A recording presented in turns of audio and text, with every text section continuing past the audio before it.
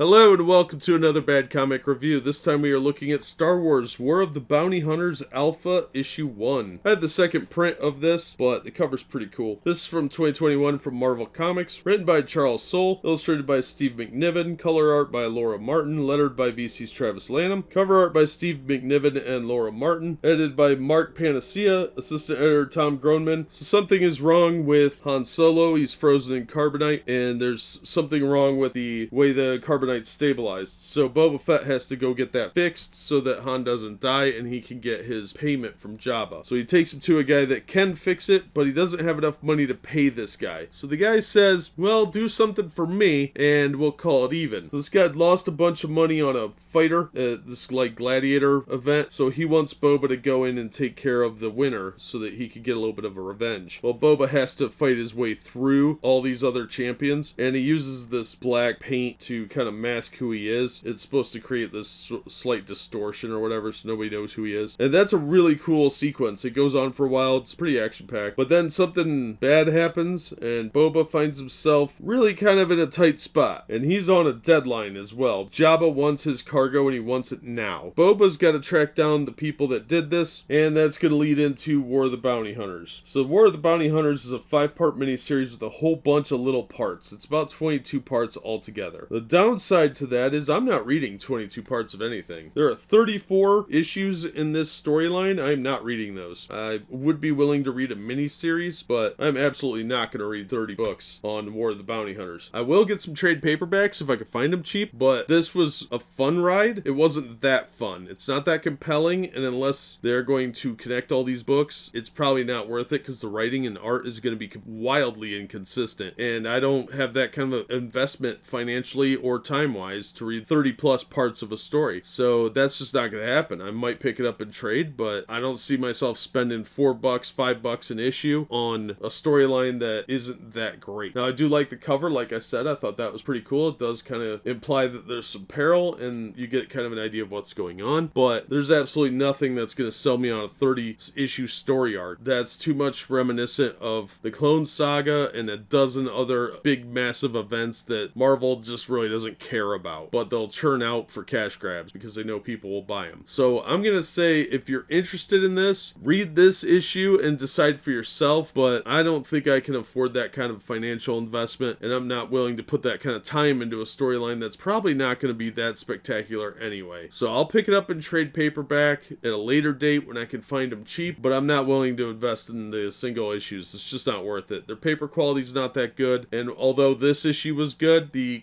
art and story might be completely inconsistent in some of the other books, so I'm just gonna pass on this one. That'll do it for this episode. Thank you so much for listening and supporting the channel. If you enjoyed the video, please hit the like button, and don't forget to subscribe so you don't miss future reviews. And as always, we hope to see you on the next one.